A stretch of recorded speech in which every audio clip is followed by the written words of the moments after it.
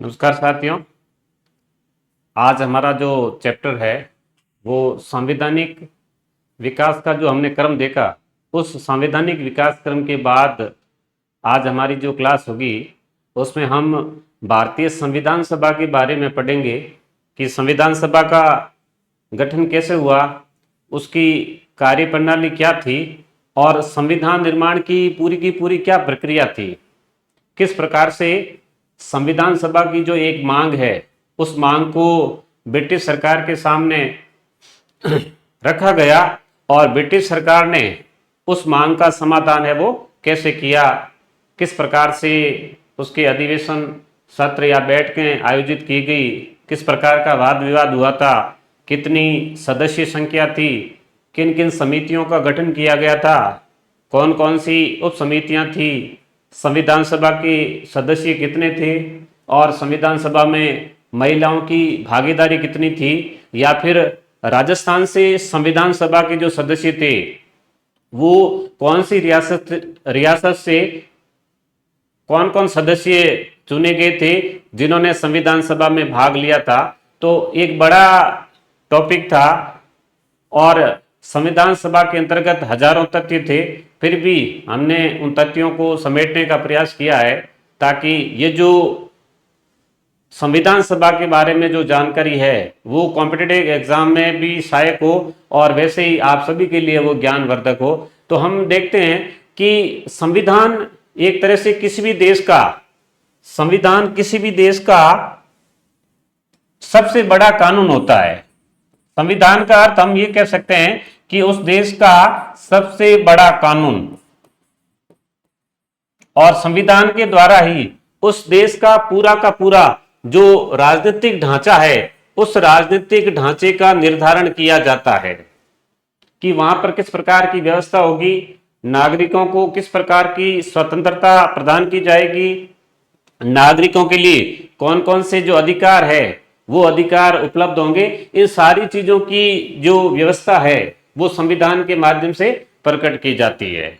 तो जैसे हम टॉपिक में देखते हैं कि प्रत्येक राष्ट्र का अपना एक संविधान होता है और संविधान का निर्माण करने के लिए उस राष्ट्र की जनता के द्वारा एक निकाय का निर्वाचन किया जाता है, एक प्रतिनिधियों की सभा होती है जिसको हम संविधान सभा के नाम से जानते हैं। तो संविधान बनाने का काम करने वाली जो सभा होती है उस सभा को हम संविधान सभा कहते हैं। जैसे संविधान बनाने का कार्य करने वाली सभा को संविधान सभा कहा जाता है, अर्थात प्रतिनिधियों का वो निकाय जो मिल बैठकर तर्क के द्वारा, आपसी वाद विवाद के द्वारा एक अंतिम निष्कर्ष तक पहुंचते हैं कि हम हमारी जो राजनीतिक व्यवस्था है, जो हमारा ढांचा है, उसमें किन किन प्रावधानों को शामिल करने जा रहे हैं। तो यदि वर्तमान में हम लोकतांत्रिक व्यवस्थाओं का अध्ययन करें, यदि इन लोकतांत्रिक व्यवस्थाओं को अगर हम देखते हैं तो जहां पर लिखित संविधान है उस लिखित संविधान का निर्माण वहां की जनता ने अपने प्रतिनिधियों के माध्यम से, वहां की जनता ने पहले क्या किया, अपने प्रतिनिधियों का निर्वाचन किया और वही जो प्रतिनिधि थे उन प्रतिनिधियों ने आगे चलकर उस देश के लिए संविधान सभा के द्वारा संविधान का है वो निर्माण किया था। यानी कि पहले प्रतिनिधियों का चुनाव हुआ, फिर संविधान सभा के अंतर्गत उन्होंने संविधान सभा में भाग लेते हुए एक संविधान का है वो जो निर्माण किया था। तो आधुनिक जो लोकतांत्रिक देश है, आज हम देखते हैं कि चाहे वो ब्रिटेन हो, चाहे भारत हो, चाहे अमेरिका हो, चाहे जर्मनी हो, चाहे फ्रांस हो, जो भी लोकतांत्रिक देश है, उन लोकतांत्रिक देशों की जो पूरी की पूरी जो शासकीय व्यवस्था है या शासकीय व्यवस्थाओं का जो विधायी आधार है, जो कानूनी आधार है, उस कानूनी आधार का जो एक तरह से बेस है वो बेस संविधान ही है। तो कहने का अर्थ है कि किसी भी देश का जो संविधान है वो संविधान उस देश की एक निर्वाचित प्रतिनिधियों की सभा, जिसे हम संविधान सभा कहते हैं, उसके द्वारा किया जाता है। अब देखो, यह किसी भी राष्ट्र के लिए एक मूलभूत दस्तावेज है।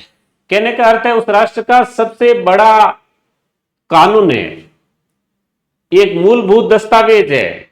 और यह दस्तावेज इस बात की घोषणा करता है कि वहां पर शासन के सिद्धांत कैसे होंगे, शासन का स्वरूप कैसा होगा, उसका स्ट्रक्चर कैसा होगा, नागरिकों के लिए कौन कौन से अधिकारों की व्यवस्था की जाएगी, किस प्रकार के अधिकार नागरिकों को दिए जाएंगे, और सरकार की संरचना को परिभाषित किया जाएगा किसके माध्यम से, संविधान के माध्यम से, कि सरकार का स्वरूप कैसा होगा, वो अध्यक्षात्मक होगा या संसदीय होगा, शासन व्यवस्था वहां पर एकात्मक होगी या संघात्मक होगा, कार्यपालिका, व्यवस्थापिका और न्यायपालिका का स्वरूप कैसा होगा, व्यवस्थापिका के कितने सदन होंगे, ठीक है, वहां व्यवस्थापिका के सदस्यों का चुनाव, कार्यपालिका के सदस्यों का जो चयन है वो, और न्यायपालिका कैसी होगी। ये जो सारी चीजें हैं, ये सारी चीजों का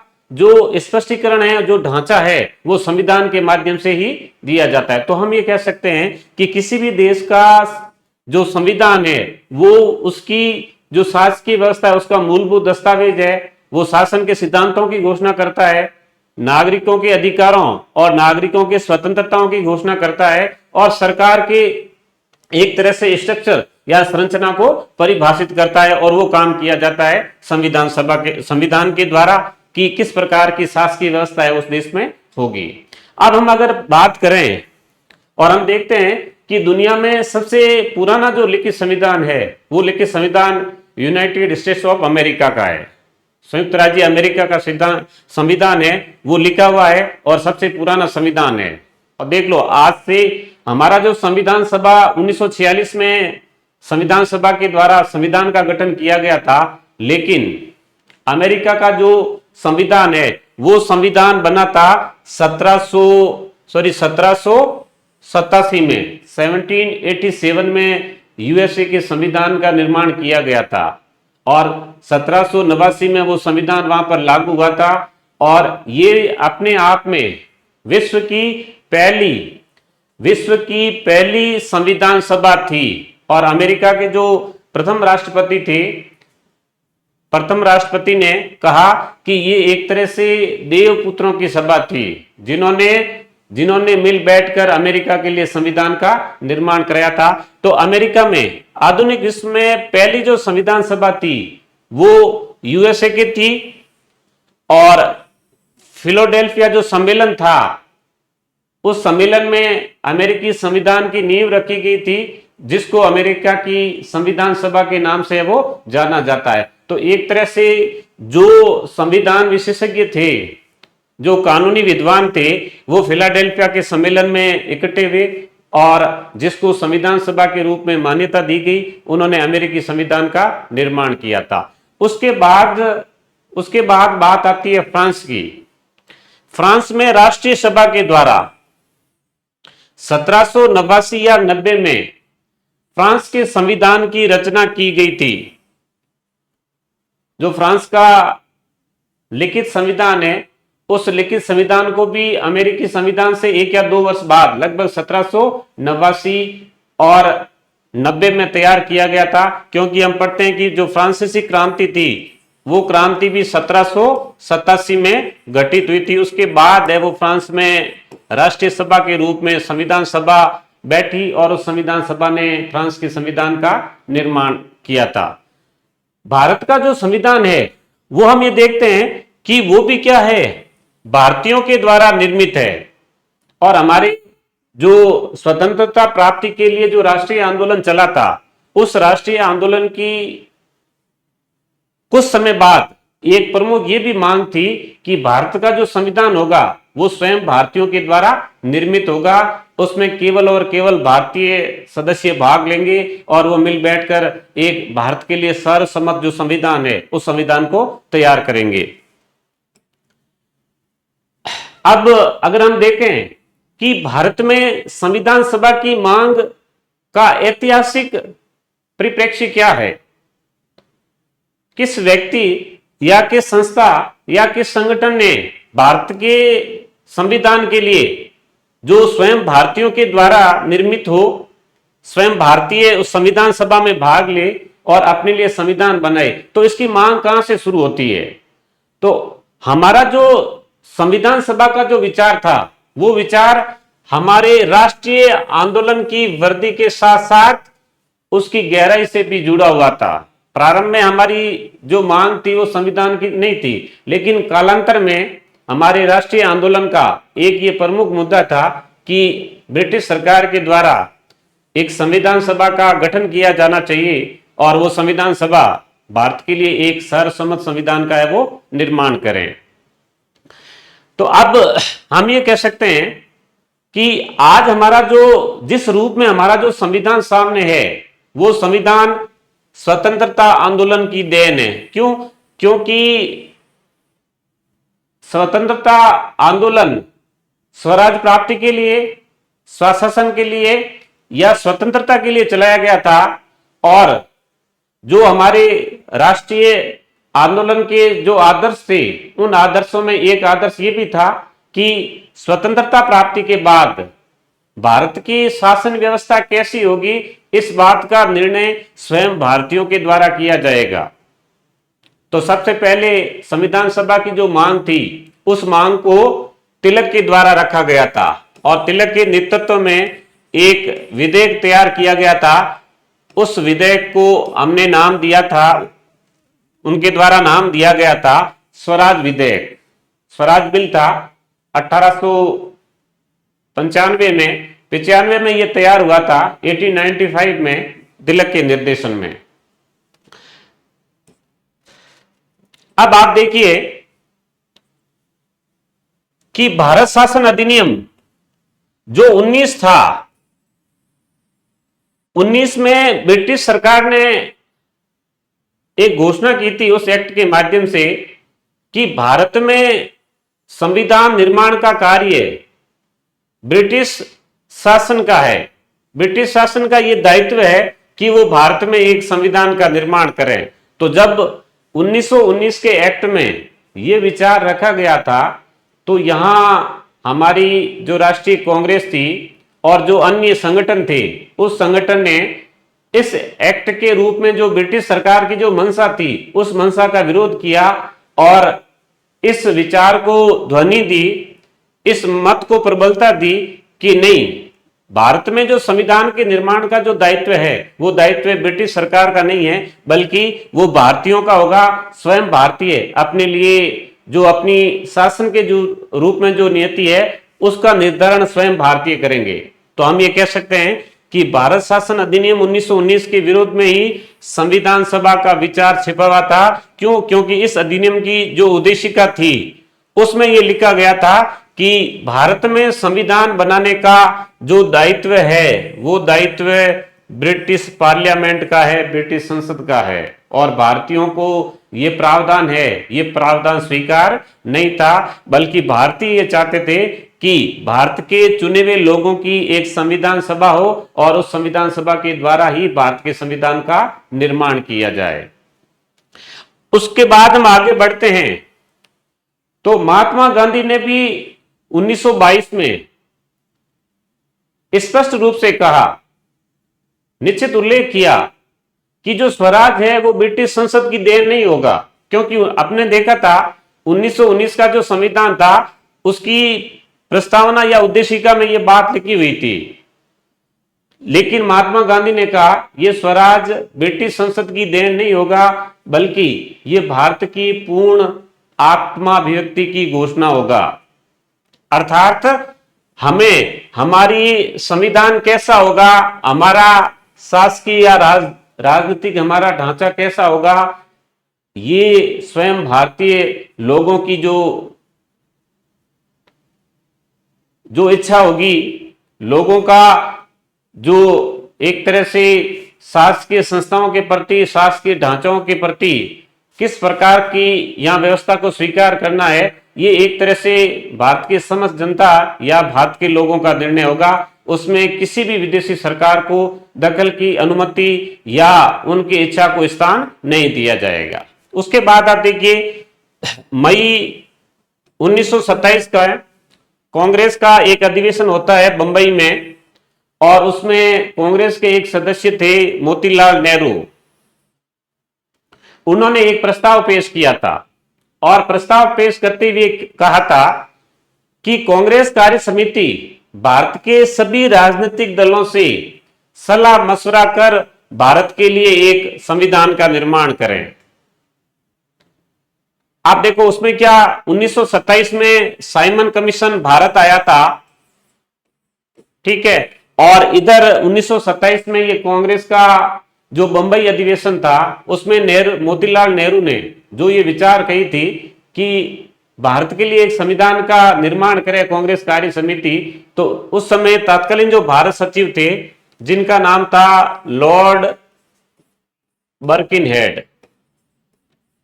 अब बर्किनहेड ने भारतीयों को चुनौती दी कि भारतीयों के द्वारा कोई एक सर्वसम्मत संविधान है वो भारत के लिए तैयार नहीं किया जा सकता है। तो कांग्रेस पार्टी ने क्या किया, कांग्रेस पार्टी ने इस चुनौती को स्वीकार किया, और चुनौती को स्वीकार करते हुए जो नेहरू समिति है वो 1928 में नियुक्त की थी, और उसने अपनी रिपोर्ट दी थी 1928 में। उसमें उस समिति के द्वारा जिसके अध्यक्ष थे, जो नेहरू समिति थी उसके अध्यक्ष थे मोतीलाल नेहरू। अब इस समिति ने ये रिपोर्ट दी, और रिपोर्ट में उन्होंने भारतीय संविधान की एक प्रारूप या एक खाका, एक ढांचा प्रस्तुत किया था, जिसमें स्वतंत्रता, अधिकारों की व्यवस्था और जो शासकीय संरचनाएं थी उसको परिभाषित किया गया था। तो एक तरह से जो लॉर्ड बर्किनहेड ने जो चुनौती दी थी, उस चुनौती को स्वीकार करते हुए नेहरू जो रिपोर्ट थी, उस रिपोर्ट में भारतीय संविधान के जो प्रारंभिक संकेत है वो हमें मिलते हैं, और उसमें कई प्रावधानों को उन्होंने वो शामिल किया था।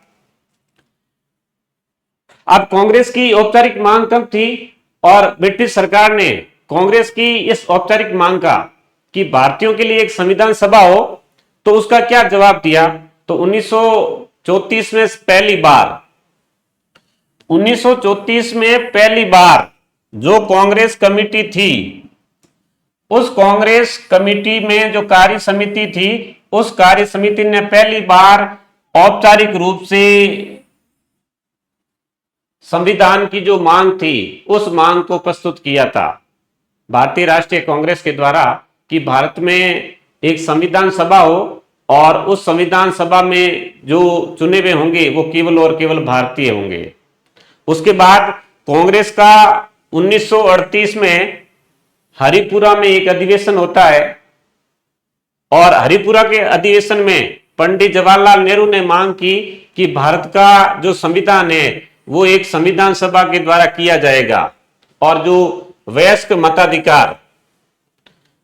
मताधिकार के आधार पर भारत की जनता के द्वारा चुनी गई हो। तो कांग्रेस पार्टी ने 1938 में हरिपुरा अधिवेशन के माध्यम से ब्रिटिश सरकार को स्पष्ट संदेश दिया कि संविधान सभा केवल और केवल भारतीय जनता के द्वारा चुनी जाएगी, और वो व्यक्ति चुनाव करेंगे जिनको वयस्क मताधिकार प्राप्त हो, और उसमें केवल और केवल है वो भारतीय है वो शामिल होंगे। तो जब कांग्रेस की 1934 और 1938 के बाद संविधान सभा की स्पष्ट मांग ब्रिटिश सरकार के सामने आती है, तो ब्रिटिश सरकार ने फिर इस मांग का जवाब दिया, अपनी प्रतिक्रिया दी, और हमने देखा कि 1940 में जब लॉर्ड लिनलिथगो के द्वारा अगस्त प्रस्ताव पेश किया जाता है, और अगस्त प्रस्ताव में ब्रिटिश सरकार ये स्पष्ट रूप से स्वीकार करती है कि भारत में एक संविधान सभा की है वो स्थापना की जाएगी। जो लॉर्ड लिनलिथगो के द्वारा 1940 में अगस्त प्रस्ताव दिए गए थे, उसमें ब्रिटिश सरकार ने पहली बार संविधान सभा की मांग को स्वीकारा था, लेकिन उसमें किसी योजना का या उसमें कोई संविधान सभा का विस्तृत जो खाका या जो ढांचा है वो प्रस्तुत नहीं किया गया था। अब 40 के दरमियान ही 1939 से द्वितीय विश्व युद्ध की शुरुआत हो चुकी थी, और ब्रिटेन में जो युद्ध कैबिनेट थी, यानी कि मंत्रिमंडलीय वो समूह जो युद्ध के बारे में ब्रिटिश सरकार के निर्णय लेते थे, उसमें एक सदस्य थे स्टेफर्ड क्रिप्स और उस समय प्रधानमंत्री थे विंस्टन चर्चिल 1942 में। तो विंस्टन चर्चिल ने कॉमन सभा में यह कहा कि युद्ध कैबिनेट भारत में राजनीतिक समझौते को बढ़ावा देने के लिए, क्योंकि भारत में आंदोलन चल रहा था और भारतीय जो नेता थे वो भारत में द्वितीय विश्व युद्ध में भारत की जो भागीदारी थी उस भागीदारी को लेकर विरोध कर रहे थे कि भारत के द्वारा ब्रिटिश सरकार को इसमें किसी भी प्रकार का सहयोग है वो नहीं दिया जाएगा। तो फिर चर्चिल ने कॉमन सभा में यह कहा कि युद्ध जो कैबिनेट है वो भारत में समझौते को बढ़ावा देने के लिए एक योजना बनाने पर सहमत है। तो इसी उद्देश्य के लिए युद्ध कैबिनेट के एक सदस्य थे स्टोफर्ड क्रिप्स, जिनके नेतृत्व में वार्ता करने के लिए जो एक आयोग है, जो एक सदस्य था वो भारत आया था। तो उस आयोग के द्वारा भारत के जितने भी राजनीतिक दल है, जितने भी संगठन है, उनसे उन्होंने चर्चा की और चर्चा के बाद उन्होंने अपनी रिपोर्ट है वो ब्रिटिश सरकार को दी थी। तो क्रिप्स के सुझावों के आधार पर युद्ध कैबिनेट की प्रारूप घोषणा जो 1942 को सामने आई थी को की गई और ये जो घोषणा थी, इसी प्रारूप घोषणा को क्रिप्स प्रस्ताव कहा जाता है। जो सुझाव स्टेफोर्ड क्रिप्स ने यहां चर्चा करने के बाद ब्रिटिश सरकार को दिए थे और देने के बाद उस युद्ध कैबिनेट की जो प्रारूप घोषणा थी उसी को क्रिप्स प्रस्ताव कहा जाता है। और उसमें इस बात का स्पष्ट प्रावधान किया गया था कि जैसे ही द्वितीय विश्व युद्ध की समाप्ति होगी तो ब्रिटिश सरकार के द्वारा तुरंत भारत के लिए एक संविधान सभा की है वो स्थापना की जाएगी। तो आप देखिए इसमें एक महत्वपूर्ण तथ्य यह है कि जो क्रिप्स प्रस्ताव है उसको आप युद्ध कैबिनेट की प्रारूप घोषणा के रूप में देखते हैं, यानी कि युद्ध कैबिनेट की ये जो ड्राफ्ट डिक्लेरेशन था वार कैबिनेट का, यही क्रिप्स प्रस्ताव कहलाता है और इसमें संविधान सभा का स्पष्ट उल्लेख था। लेकिन जैसे मैंने पहले कहा था कि 1940 का जो अगस्त प्रस्ताव था और इस क्रिप्स प्रस्ताव में संविधान सभा की मांग को स्वीकार किया गया था, लेकिन कोई विस्तृत योजना संविधान सभा की इसमें नहीं थी। अब बात है कि कुछ समय बाद 1946 में एक कैबिनेट मिशन भारत आता है, जिसको हिंदी में कैबिनेट मिशन को हम मंत्रिमंडलीय योजना कहते हैं। तो वो कैबिनेट मिशन भारत आता है और भारत आकर यहां पर भारतीय राष्ट्रीय कांग्रेस, मुस्लिम लीग या अन्य जो भी राजनीतिक दल थे या जो भी संगठन थे उनसे चर्चा करता है, विचार विमर्श करता है और विचार विमर्श करने के बाद अपनी योजना को प्रकाशित करता है। तो आप यहां देखो, फरवरी 1946 में ब्रिटिश मंत्रिमंडल के सदस्य एवं भारत मंत्री, पहले हमने ये पढ़ा था कि 1858 का जो एक्ट लाया गया था उस एक्ट में एक भारत मंत्री का प्रावधान किया गया था। तो इस समय भारत जो मंत्री थे वो थे पैट्रिक लॉरेंस। उन्होंने संसद में यह घोषणा की कि ब्रिटिश सरकार शीघ्र ही भारत में स्वराज स्थापित करने के लिए और भारतीय नेताओं से चर्चा के लिए मंत्रियों के एक समूह को, जो कैबिनेट मंत्री थे, क्योंकि मंत्रिमंडल और मंत्रिपरिषद दो संस्थाएं होती है, जिसमें मंत्रिपरिषद एक बड़ी संस्था है जिसमें मंत्री, कैबिनेट मंत्री, राज्य मंत्री, स्वतंत्र प्रभार और राज्य मंत्री या उप मंत्री है तो शामिल होते हैं। और इसी मंत्रिपरिषद का एक जो छोटा रूप होता है वो होता है कैबिनेट के रूप में। तो मंत्रियों का एक समूह भारत भेजेगी, वो भारतीय नेताओं से चर्चा करेगा और चर्चा करने के बाद अपनी स्वराज की स्थापना के लिए अपनी जो रिपोर्ट है वो देगा। तो जो मंत्रिमंडलीय जो मिशन भारत आया था, कैबिनेट मिशन जो भारत आया था, अपनी कैबिनेट मिशन योजना के उद्देश्यों को लेकर उसमें 3 सदस्य थे। भारत मंत्री पैट्रिक लॉरेंस इसके अध्यक्ष थे। व्यापार मंडल के अध्यक्ष सर स्टेफोर्ड क्रिप्स इसके सदस्य थे और नौवन विभाग के प्रथम जो लॉर्ड थे एवी अलेक्जेंडर जो भी इसके सदस्य थे। तो यानी कि इस आयोग में कुल 3 सदस्य थे और इसके जो अध्यक्ष थे वो थे भारत मंत्री पैट्रिक लॉरेंस। अब आयोग आया, आयोग ने विभिन्न नेताओं से चर्चा की कि भारत में किस प्रकार से स्वराज की है वो स्थापना हो सकती है। अब जैसे मैंने कहा कि भारत आने के बाद आयोग ने अपनी जो योजना थी उस योजना को प्रकाशित किया और उस योजना में जो पाकिस्तान की जो मांग थी उस मांग को कैबिनेट मिशन के द्वारा पूर्णतया अस्वीकार कर दिया गया था। और कैबिनेट मिशन ने यह कहा कि भारत भौगोलिक रूप से, सांस्कृतिक रूप से जुड़ा हुआ है, इसलिए भारत विभाजन का जो विचार है वो विचार उसको यथार्थ में स्वीकार नहीं किया जा सकता है। तो कैबिनेट मिशन ने पाकिस्तान की मांग को पूर्णतया अस्वीकार कर दिया। अब कैबिनेट योजना मिशन था, उस योजना की मुख्य विशेषताएं क्या थी वो मई 1946 में प्रकाशित हुई थी। उन विशेषताओं को हम देखते हैं। अब भारत आने के बाद विभिन्न राजनीतिक दलों और नेताओं से चर्चा करने के पश्चात 6 मई 1946 को कैबिनेट मिशन ने एक घोषणा की थी जिसको कैबिनेट मिशन योजना के नाम से वो जाना जाता है।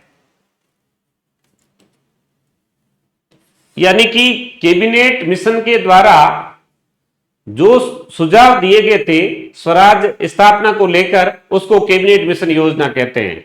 और उन्होंने इस बात को अब स्वीकार कर लिया कि भारत में एक नया संविधान होगा और उस संविधान के 3 आधार होंगे। 3 आधार कैसे कि एक होगा भारत संघ और भारत संघ के 2 मुख्य इकाइयां होगी जिसमें पहला होगा ब्रिटिश प्रांत और दूसरे होंगे देशी राज्य। तो ब्रिटिश प्रांत और देशी राज्यों को लेकर है वो भारत संघ की स्थापना की जाएगी। अब नवे संविधान का जो संविधान सभा होगी उस संविधान सभा में सदस्य कैसे होंगे, उनका निर्वाचन कैसे होगा, उनके प्रतिनिधित्व का तरीका कैसे होगा, उसके ऊपर भी विस्तृत रूप से प्रकाश डाला गया था। अब घोषणा में वयस्क मताधिकार को सैद्धांतिक रूप से यानी कि स्वीकार तो किया गया। यह कहा गया कि संविधान सभा के गठन में यानी कि संविधान सभा के जो प्रतिनिधि होंगे उनका जो चुनाव किया जाएगा वो वयस्क मताधिकार के द्वारा किया जाएगा। किंतु तात्कालिक जो परिस्थितियां थी, सरकार के पास मशीनरी नहीं थी, वित्तीय साधनों का अभाव था, जो जनता थी, जनता में शिक्षा का स्तर भी कम था, इसलिए जो वयस्क मताधिकार का जो विचार था उस विचार को एक बार व्यवहारिक नहीं माना गया था। और ये प्रावधान किया गया कि संविधान सभा का जो गठन है वो गठन प्रांतीय विधान मंडलों के द्वारा अप्रत्यक्ष निर्वाचन के द्वारा किया जाएगा। यानी कि जनता के द्वारा प्रांतीय जो विधान परिषदों के जो सदस्य थे उन सदस्यों के चुनाव जो जनता के द्वारा किया गया है और उनके द्वारा है वो संविधान सभा के सदस्यों का चुनाव किया जाएगा। क्योंकि समय भी कम था, संसाधनों का भी अभाव था, वित्तीय संसाधनों की भी कमी थी, कई कारण थे जिन कारणों को देखते हुए वयस्क मताधिकार का जो प्रावधान था, जो विचार था, उसको अव्यवहारिक मानते हुए अप्रत्यक्ष निर्वाचन की जो पद्धति है उस पद्धति को संविधान सभा के लिए स्वीकार किया गया था।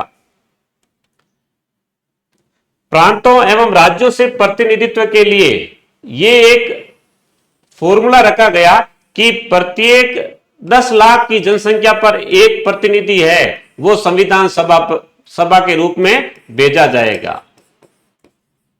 यानी कि एक प्रतिनिधि के द्वारा कम से कम 10 लाख की जो जनसंख्या थी उस जनसंख्या का प्रतिनिधित्व किया गया। लेकिन अभी तक देशी रियासतों के संबंध में जो प्रतिनिधित्व की जो पद्धति थी उसका खुलासा नहीं किया गया था। इसलिए देशी जो संविधान सभा की जो प्रारंभिक बैठकें थी उस प्रारंभिक बैठकों में देशी रियासतों के सदस्यों ने कुछ बैठकों के बाद है वो संविधान सभा में भाग लेना शुरू किया था। अब कितनी संख्या थी, तो टोटल जो सदस्य संख्या रखी गई थी वो संविधान सभा में 389 रखी गई थी, 389।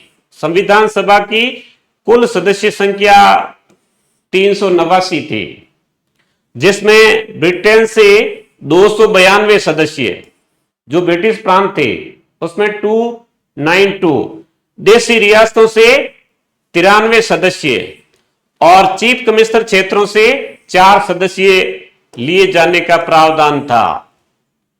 जो मुख्य प्रशासित क्षेत्र थे उस क्षेत्र से 4 सदस्य, क्योंकि उस समय चीफ कमिश्नर क्षेत्र भी 4 थे, दिल्ली, अजमेर मेरवाड़ा, कुर्ग कर्नाटक तथा बलूचिस्तान, जो इलाका अभी पाकिस्तान में है, तो ये चीफ कमिश्नर क्षेत्र से थे और ये तय किया गया था इन चारों क्षेत्रों से एक एक प्रतिनिधि है वो संविधान सभा में आएगा। तो टोटल सदस्य संख्या जो संविधान सभा की थी वो 389 थी, जिसमें से ये जो क्लासिफिकेशन दिया हुआ है 292 ब्रिटिश प्रांत, 93 देशी रियासतों से और 4 चीफ कमिश्नर क्षेत्र से। अब इन सदस्यों को 3 वर्गों में विभाजित किया गया था। 3 वर्ग रखे गए थे, क, ख और ग। ठीक है, क जो वर्ग था उसमें मद्रास, बंबई, संयुक्त प्रांत, बिहार, मध्य प्रदेश या जिसको मध्य प्रांत के नाम से पहले कहते थे, बरार, मध्य प्रांत तथा बरार तथा उड़ीसा, ये क वर्ग में शामिल थे और इनको है वो टोटल 87 है वो सदस्य दिए गए थे। जो ख वर्ग था उस ख वर्ग में उत्तरी पश्चिमी सीमांत जो राज्य थे, जैसे पंजाब हो गया, उत्तरी पश्चिमी जो सीमांत प्रांत हो गया और सिंध हो गया, इसको ख वर्ग में रखा गया इन तीनों प्रांतों को, और यहां से 35 सदस्यों को जो प्रतिनिधित्व है वो दिया गया था। और जो ग वर्ग था उसमें बंगाल और असम जो राज्य थे, जो भारत के जो पूर्वी हिस्से में स्थित है दोनों राज्य है, उसमें उनको शामिल किया गया था ख वर्ग में, और यहां से 70 सदस्यों के जो चुनाव का है वो निर्धारण है वो किया गया था। अब चीफ कमिश्नरों के क्षेत्र के प्रतिनिधि थे, जैसे मैंने कहा 4 थे। अब अजमेर और मेरवाड़ा से मुकुट बिहारी लाल भार्गव का जो चयन हुआ था संविधान सभा हेतु, और सबसे पहले राजस्थान की ओर से संविधान सभा में अगर किसी ने भाग लिया तो वो सदस्य थे मुकुट बिहारी लाल भार्गव। दिल्ली से पहले आसफ अली का चुनाव हुआ था, उसके बाद देशबंधु गुप्ता का जो केंद्रीय विधानसभा के सदस्य होने के कारण संविधान सभा के सदस्य बने थे। तो दूसरा जो चीफ कमिश्नर, हमने पहला क्षेत्र देखा अजमेर और मेरवाड़ा का, दूसरा क्षेत्र था चीफ कमिश्नर क्षेत्र वो था दिल्ली। इसमें पहले आसफ अली का इलेक्शन हुआ, उसके बाद देशबंधु गुप्ता का इलेक्शन हुआ था। तीसरा कुर्ग जो वर्तमान में कर्नाटक में स्थित है, एक ऐसा चीफ कमिश्नर क्षेत्र था जहां से सीएम पुना का कुर्ग विधानसभा के विधान जो परिषद थी उसके द्वारा निर्वाचित हुए थे। तो तीनों ये आपको जो सदस्य है वो आपको याद रखने एग्जाम में पूछे जा सकते हैं कि अजमेर मेरवाड़ा से मुकुट बिहारी लाल भार्गव, दिल्ली से पहले आसफ अली और देशबंधु गुप्ता, और उसके बाद कुर्ग कर्नाटक से सीएम पुना का जो है वो कुर्ग विधान परिषद के द्वारा चुने गए थे। अब चौथा जो क्षेत्र था चीफ कमिश्नर क्षेत्र, हालांकि वो भारत पाक विभाजन के बाद है वो पाकिस्तान में चला गया था, तो यहां के सदस्य थे सैयद मोहम्मद सादुल्ला, जिनका निर्वाचन हुआ था मुस्लिम लीग से वो चुने गए थे, लेकिन उन्होंने क्योंकि मुस्लिम लीग ने जो प्रारंभिक बैठकें थी उसमें भाग नहीं लिया, तो उन्होंने भाग नहीं लिया और भारत पाकिस्तान जो विभाजन हुआ था और विभाजन के बाद ये क्षेत्र है वो पाकिस्तान को चला गया था। तो जो 4 क्षेत्र थे उसमें 3 वो भारत के पास रहे थे, अजमेर मेरवाड़ा, दिल्ली और कुर्ग कोडगू। अब जैसे शुरू में मैंने कहा था कि प्रांतों में जो निर्वाचन की पद्धति अपनाई गई थी वो निर्वाचन की पद्धति अप्रत्यक्ष थी, अप्रत्यक्ष निर्वाचन की थी। और वहां के जो विधान परिषद के जो सदस्य थे उन सदस्यों के द्वारा संविधान सभा के सदस्यों का चुनाव करना था। अब आता है कि देशी राज्य थे, देशी राज्यों के लिए जो प्रतिनिधित्व का जो तरीका था वो राज्य और संविधान के सदस्य जो संविधान सभा के सदस्य थे उनमें एक समिति नियुक्त की गई थी, वार्तालाप समिति थी, उसके द्वारा तय किया जाता था। तो वार्तालाप समिति ने देशी राज्यों से वार्ता की, वार्ता के बाद यह स्वीकार किया कि देशी राज्यों के प्रतिनिधित्व के लिए दोनों तरीके होने चाहिए। पहला तरीका था मनोनयन का और दूसरा था निर्वाचन का। अर्थात देशी राज्यों के संदर्भ में संविधान सभा के सदस्यों का चुनाव है वो मनोनयन और निर्वाचन के तरीके के साथ है वो स्वीकार किया गया था। अब अलग अलग और भी जो ये जो कैबिनेट मिशन था उसकी जो घोषणा थी, मंत्रिमंडलीय जो मिशन था उसकी और भी घोषणा थी, उसमें अन्य भी प्रावधान थे कि अंतरिम सरकार का गठन होगा, संविधान सभा का गठन होगा, संविधान सभा की बैठक प्रारंभिक बैठक कब आयोजित की जाएगी, उसके विभिन्न प्रकार के पदाधिकारी है जैसे संविधान सभा के सभापति है, उपसभापति है, ठीक है, उनका निर्वाचन कैसे होगा, या फिर नागरिकों के लिए अल्पसंख्यकों तथा जनजातियों एवं अपवर्जित क्षेत्रों के अधिकार हेतु सलाहकार समिति का भी गठन है वो किया गया था। यानी कि अलग अलग प्रावधान थे। संविधान सभा ने प्रतिनिधित्व के साथ साथ अंतरिम सरकार के बारे में भी अपनी रिपोर्ट दी थी और अंतरिम जो सरकार थी उस अंतरिम सरकार के जो उपाध्यक्ष थे वो जवाहरलाल नेहरू थे, अध्यक्ष थे वो वायसराय थे, उस समय वायसराय या गवर्नर जनरल थे। तो कई प्रावधान थे। संविधान सभा के गठन का विस्तृत उल्लेख था, उसमें संविधान सभा की प्रारंभ बैठक का उल्लेख था, सभापति के बारे में या अन्य पदाधिकारियों के निर्वाचन के बारे में उल्लेख था, नागरिकों अल्पसंख्यकों तथा जनजातीय एवं अपवर्जित क्षेत्रों के अधिकारों हेतु भी एक सलाहकार समिति के गठन का भी है वो उल्लेख किया गया था। तो संविधान सभा के द्वारा अन्य जो प्रावधान किए गए थे उसका उल्लेख हमें वो इस जो कैबिनेट मिशन की जो घोषणा थी उसमें देखने को मिलता है। अब जैसे पहले मैंने कहा था कि कैबिनेट मिशन भारत आया और भारत आने के बाद उन्होंने भारतीय जो परिस्थितियां थी तात्कालीन उसका अध्ययन करते हुए सभी दलों से विचार विमर्श किया था, जिसमें भारतीय राष्ट्रीय कांग्रेस, मुस्लिम लीग, साम्यवादी दल और भी छोटे मोटे जो भी संगठन थे सभी से विचार विमर्श किया और विचार विमर्श करने के बाद अपना है वो निर्णय दिया और उस निर्णय में यह कहा कि पाकिस्तान की जो मांग है वो मांग व्यवहारिक नहीं है। तो पाकिस्तान के मांग को उन्होंने सिरे से खारिज कर दिया था। अब संविधान सभा की विस्तृत योजना थी।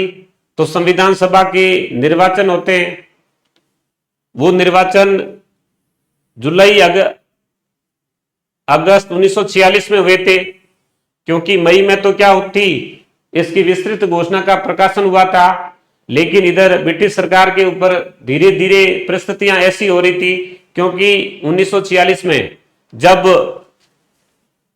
नौ सैनिक विद्रोह हुआ था, तो नौ सैनिक विद्रोह होने के बाद ब्रिटिश सरकार को यह लगा कि अब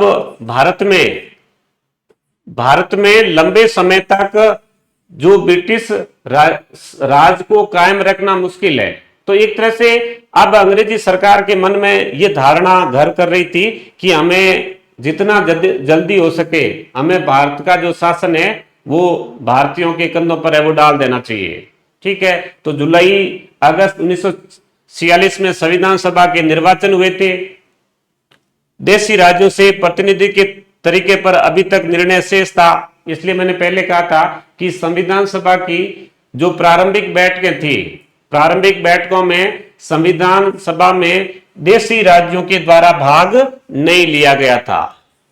संविधान सभा की कुछ बैठकों के बाद देशी राज्यों से जो भी प्रतिनिधि थे, चाहे जिनका मनोनयन के आधार पर या निर्वाचन से उनका पद्धति से संविधान सभा के वो सदस्य बने थे, बाद में उन्होंने भाग लेना शुरू किया था। तो संविधान सभा की एक वार्तालाप समिति थी, उस समिति ने देशी राज्यों के साथ में वार्ता की। समिति का जैसे पहले हमने ये देखा था, उस समिति को कहा गया वार्तालाप समिति, जिसमें संविधान सभा के सदस्य थे और उन सदस्यों के द्वारा देशी राज्यों से विचार विमर्श करके वहां पर प्रतिनिधित्व की जो पद्धति थी उसका निर्धारण करना था। तो यही बात यहां है कि संविधान सभा की प्रारंभिक बैठकों में देशी राज्यों का प्रतिनिधित्व नहीं था।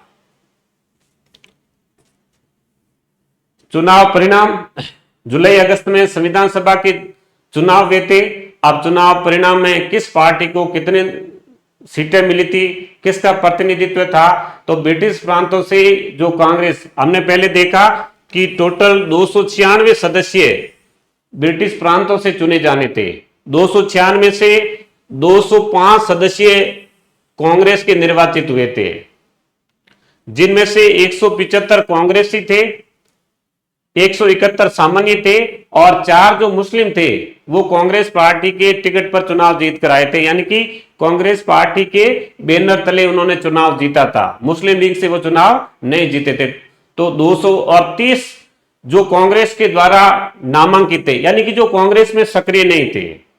175 सदस्य तो कांग्रेस में सक्रिय थे, जिसमें 4 मुस्लिम भी थे और 30 कांग्रेस पार्टी ने।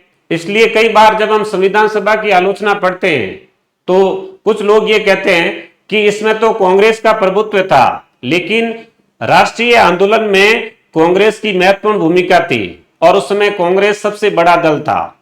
तो कांग्रेस पार्टी ने अपनी ओर से 30 जो संविधान सभा के सदस्य थे उनको नामांकित किया, जो कांग्रेस में सक्रिय नहीं थे। फिर भी कांग्रेस पार्टी ने एक सर्वसम्मत संविधान बनाने के लिए एक सहमति के सिद्धांत के साथ, एक समायोजन के सिद्धांत के साथ इन 30 सदस्यों को मौका दिया था और मुस्लिम लीग के जो प्रतिनिधि थे वो 73 है वो निर्वाचित हुए थे। अब एकमात्र जो कम्युनिस्ट पार्टी थी, साम्यवादी जो सदस्य थे वो थे सोमनाथ लाहिड़ी। कई बार एग्जाम में ये पूछा जाता है कि क्या साम्यवादी दल का संविधान सभा में प्रतिनिधित्व था या नहीं था। प्रतिनिधित्व था, एकमात्र सदस्य चुने गए थे सोमनाथ लाहिड़ी। हालांकि बाद में जब बंगाल विभाजन हुआ था उस समय ये संविधान सभा के सदस्य नहीं रहे थे, फिर भी प्रारंभिक तौर पर इनका निर्वाचन हुआ था। सिखों ने प्रारंभ में निर्वाचन का बहिष्कार किया कि हम संविधान सभा में भाग नहीं लेंगे, लेकिन बाद में 1946 अगस्त तक जब चुनाव हुए थे तो उन्होंने कहा कि हम भी इस निर्वाचन प्रक्रिया में भागीदार होंगे, हम भी भाग लेंगे। अब भारत विभाजन का क्या प्रभाव पड़ा। भारत विभाजन के कारण बंगाल से संविधान सभा हेतु पुनः निर्वाचन के कारण एकमात्र जो सदस्य थे साम्यवादी सोमनाथ लाहिड़ी, वो अब संविधान सभा के सदस्य नहीं रहे थे। यानी कि सोमनाथ लाहिड़ी साम्यवादी पार्टी के सदस्य थे, ठीक है, लेकिन जैसे ही भारत विभाजन होता है, क्योंकि सोमनाथ लाहिड़ी का जो चुनाव था वो बंगाल से था, अंबेडकर, डॉक्टर भीमराव अंबेडकर का भी पहले जो चुनाव हुआ था वो बंगाल से हुआ था, लेकिन विभाजन के बाद डॉक्टर भीमराव अंबेडकर का तो जो निर्वाचन था वो निर्वाचन वापस बंबई से हो गया था, तो वो तो वापस सदस्य बन गए, लेकिन साम्यवादी पार्टी के सोमनाथ जो लाहिड़ी थे वो उनकी सदस्यता उसी समय तक रही, जैसे ही बंगाल विभाजन हुआ उनकी सदस्यता है वो समाप्त हो गई थी। तो जैसे यहां लिखा है, इसलिए ये महत्वपूर्ण तथ्य है। सदस्य को भी लेकर साम्यवादी दल की क्या भूमिका थी, क्या प्रतिनिधित्व था या नहीं था, तो प्रारंभिक तौर पे था, लेकिन विभाजन के बाद साम्यवादी दल का कोई सदस्य अंदर नहीं रहा। अब 1946 के जैसे ही निर्वाचन हुए, निर्वाचन में अंबेडकर बंगाल से निर्वाचित हुए थे, किंतु विभाजन के कारण उनकी सदस्यता गई, तो वापस बंबई प्रेसिडेंसी से कांग्रेस के सहयोग से पुनः निर्वाचित हो गए थे। कांग्रेस पार्टी ने उनके निर्वाचन में सहयोग किया था, तो भीमराव अंबेडकर है वो मुंबई से वापस निर्वाचित हो गए थे। हैदराबाद के टोटल सदस्य 16 थे।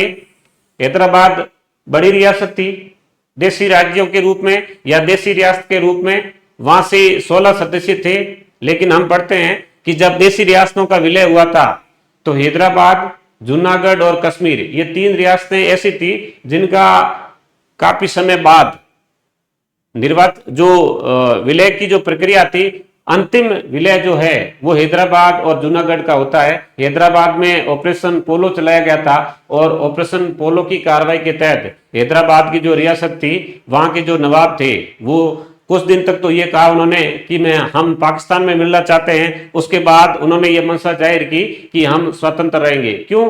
क्योंकि कैबिनेट मिशन में या जो इससे पहले कैबिनेट मिशन या इसके बाद जो भारतीय स्वतंत्रता अधिनियम आया था, उसमें देशी रियासतों को इस बात की छूट थी कि या तो वो भारतीय संघ में शामिल हो या पाकिस्तान में शामिल हो, या अपना अगर स्वतंत्र अस्तित्व बनाए रखना चाहते हैं तो भी वो शामिल हो सकते हैं। तो हैदराबाद ने संविधान सभा में अपने सभी 16 सदस्यों को संविधान सभा में नहीं भेजा, और ये जो उनके स्थान थे, ये उनके स्थान है वो रिक्त रहे थे। क्योंकि हमने ये देखा कि जब संविधान पर हस्ताक्षर हुए थे, संविधान की प्रतियों पर, उस समय टोटल है वो 284 सदस्यों ने संविधान की प्रतियों पर है वो हस्ताक्षर किए थे।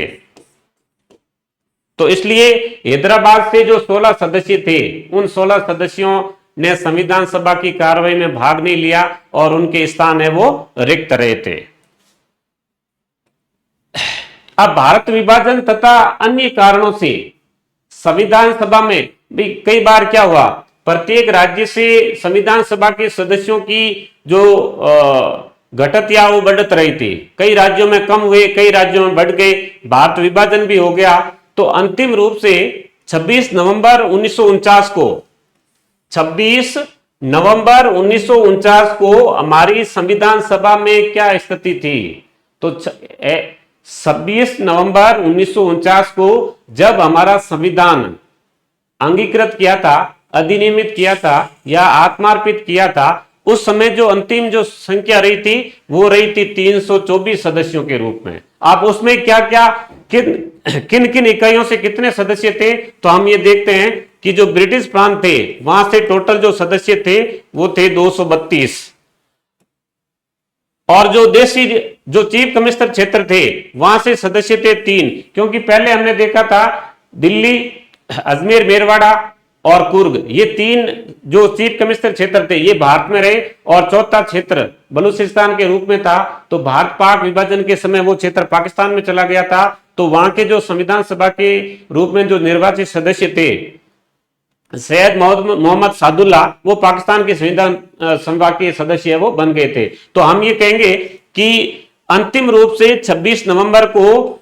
संविधान सभा में टोटल सदस्य 324 थे, जिसमें 232 गवर्नर प्रांतों से, चीफ कमिश्नर क्षेत्रों से 3 प्रतिनिधि और देशी राज्यों से 89 सदस्य थे, 89। अब कई बार एक कंफ्यूजन की स्थिति होती है कि कुछ सदस्यों के निर्वाचन को लेकर कुछ ये कहते हैं कि मोहम्मद अली जिन्ना संविधान सभा के सदस्य निर्वाचित हुए थे, वो सदस्य निर्वाचित हुए लेकिन भारत की संविधान सभा में कभी भी उन्होंने भाग नहीं लिया। तो भारतीय संविधान सभा के संदर्भ में ऐसे चर्चित जो चेहरे थे वो कौन से थे जिनको हम ये सुनते हैं कि उन्होंने संविधान सभा में भाग लिया या नहीं लिया? तो उसमें देखो आप, संविधान सभा के जो अनिर्वाचित सदस्य थे उसमें महात्मा गांधी शामिल थे, सर तेज बहादुर सप्रू शामिल थे और जयप्रकाश नारायण।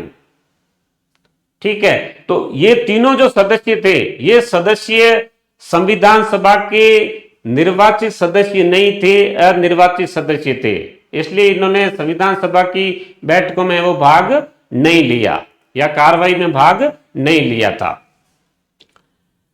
अब संविधान सभा के जो हम चर्चित सदस्य देखते हैं, उनका निर्वाचन कहां से हुआ था, वो किस राजनीतिक संगठन या दल से संबंधित थे? ये कई बार जो सवाल है या जो एग्जाम है उसमें पूछा जाता है।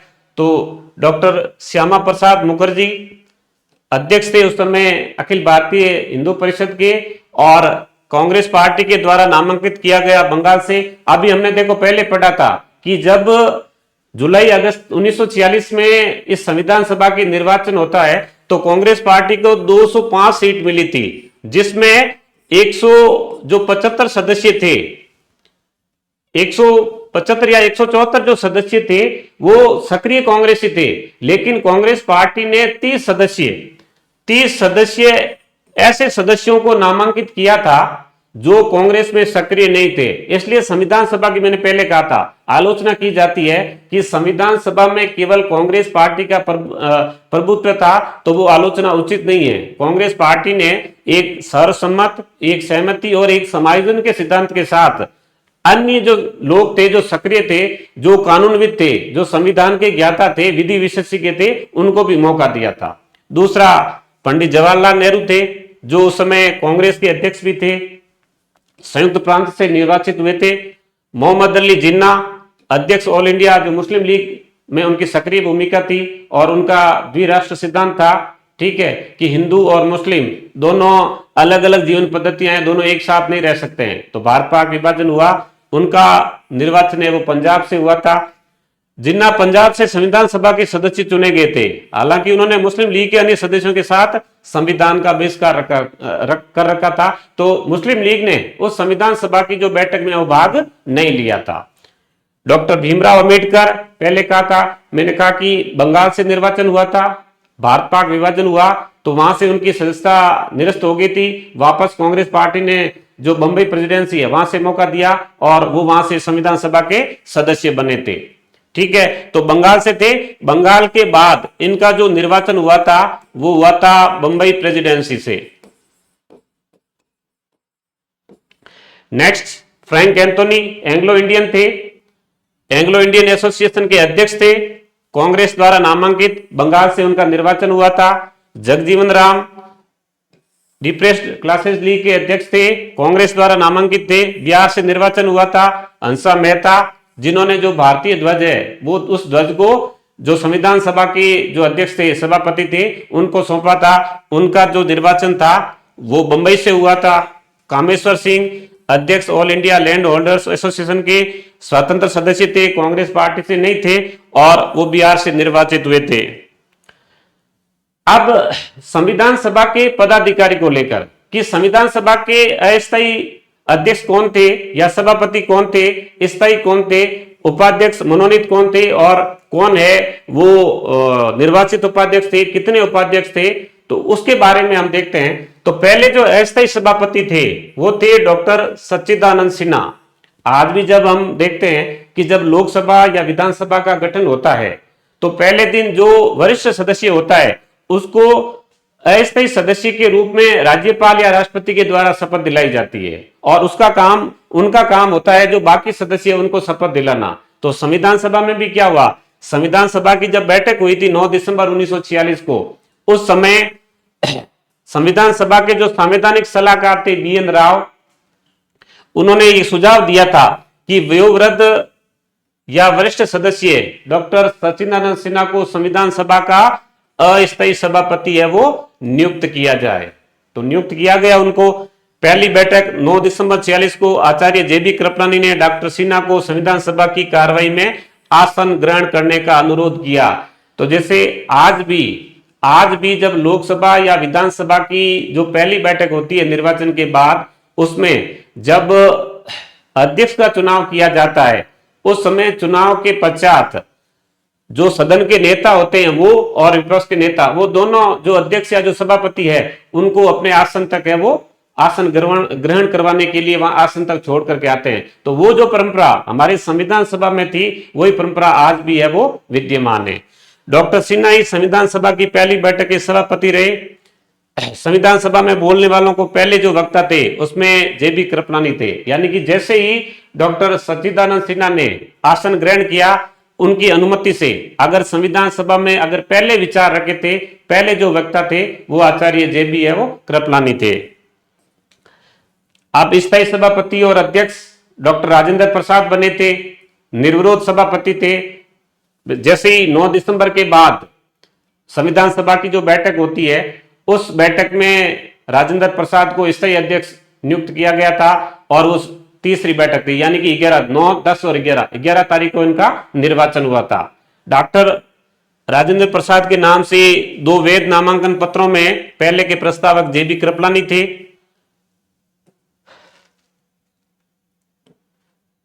दूसरे जो प्रस्तावक थे वो थे हरे कृष्ण मेहताब, समर्थक है वो नंद किशोर दास थे। क्योंकि निर्वाचन में प्रस्तावक और अनुमोदक आज भी हमारे यहाँ पे जब राष्ट्रपति या उपराष्ट्रपति के चुनाव होते हैं तो उसमें ये जो प्रावधान है वो आज भी शामिल किया गया, आज भी जारी है।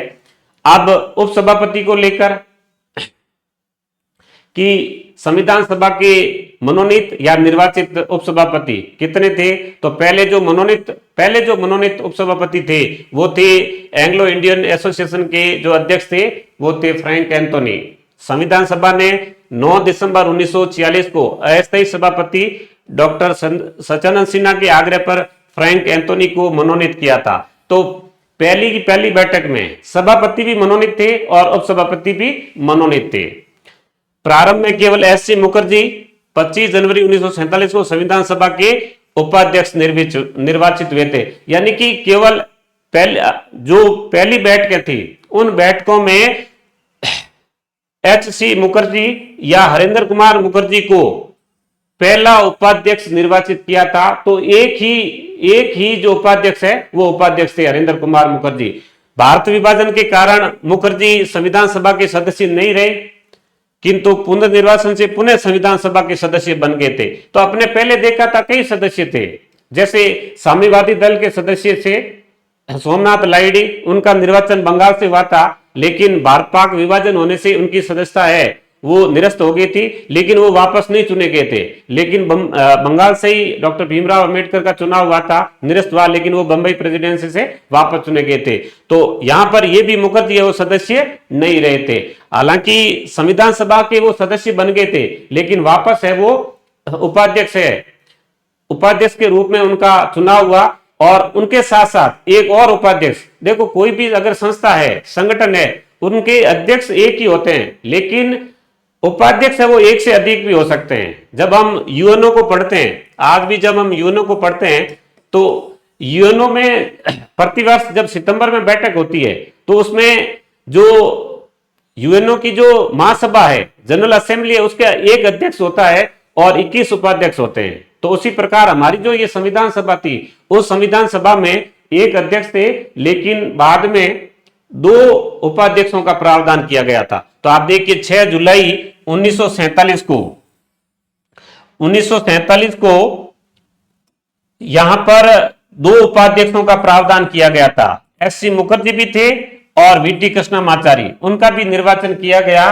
भारत विभाजन के कारण संविधान सभा ने अपने नियमों में परिवर्तन कर 2 उपाध्यक्षों का प्रावधान किया गया था। तो अब क्लियर है कि पहले अध्यक्ष मनोनीत थे फ्रैंक एंथोनी, उसके बाद कुछ समय तक एक निर्वाचित अध्यक्ष थे, लेकिन भारत पाक विभाजन के बाद संविधान सभा ने नियमों में परिवर्तन करते हुए 2 उपाध्यक्ष का प्रावधान किया था। उसमें एक एच.सी. मुखर्जी थे और दूसरे वी.टी.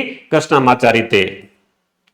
अब आप ये देख रहे हैं जो मनोनीत हमारे जो उपाध्यक्ष थे संविधान सभा के, वो थे फ्रैंक एंथोनी, जिनके ऊपर बाद में भारत सरकार के द्वारा जो डाक टिकट है वो भी जारी किया गया है। ये थे एच.सी. मुखर्जी और इधर ये थे वी.टी. कृष्णमाचारी। ये दोनों निर्वाचित उपाध्यक्ष थे संविधान सभा के, एच.सी. मुखर्जी। तो ये जो हमारे संविधान जो सभा थी, उस संविधान की सभा के पदाधिकारी कौन थे, क्या थे, कब थे, कैसे बने, किस प्रकार से बने, उसके बारे में प्रावधान थे। वो बात वापिस है कि संविधान सभा के पहले मनोनीत उपसभापति या उपाध्यक्ष फ्रैंक एंथोनी, 9 दिसंबर का उनका मनोनयन हुआ था। पहले निर्वाचित उपाध्यक्ष एच.सी. मुखर्जी थे 25 जनवरी 1947 से, और फिर 2 उपाध्यक्ष हो गए 6 जुलाई 1947 से एच.सी. मुखर्जी और वी.टी. कृष्णमाचारी।